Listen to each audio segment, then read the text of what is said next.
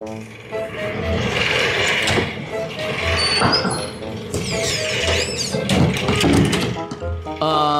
lang, Mr. Ramil. Yes po, sir. Late ka yata. Kasi sir, may lalaki kanina eh. Nagtatanong sa akin, nawawala daw yung 500 niya eh. Oh, ibig sabihin, tinulungan mo, kaya ka na late. Eh di, very good ka dyan. Ba, dapat kang gayahin ng mga estudyante. Guys, ito ang ginagaya dapat. Kaninong cellphone niyo tumutunog, guys? Sorry, sa akin pala. Sorry. Okay. Okay, ibig sabihin, Mr. Ramil, tinulungan mo yung matanda. Opo. Guys, ulitin ko, ito dapat nagaya nyo. Dapat tinutularan nyo itong batang to, si Mr. Ramil. Ganyan. Ikaw, Mr. Carl, kanina ka ba ang ingay-ingay mo? Mubo ka nga. Ginagaya dapat to si Mr. Ramil, ha?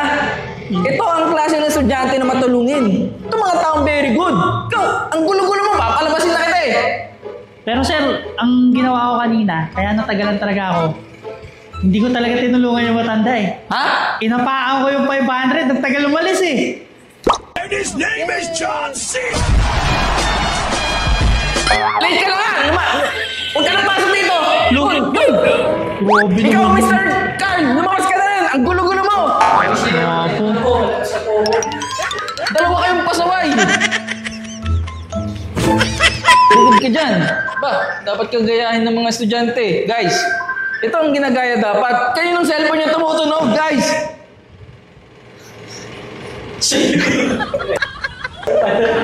Mali. Sa akin ba?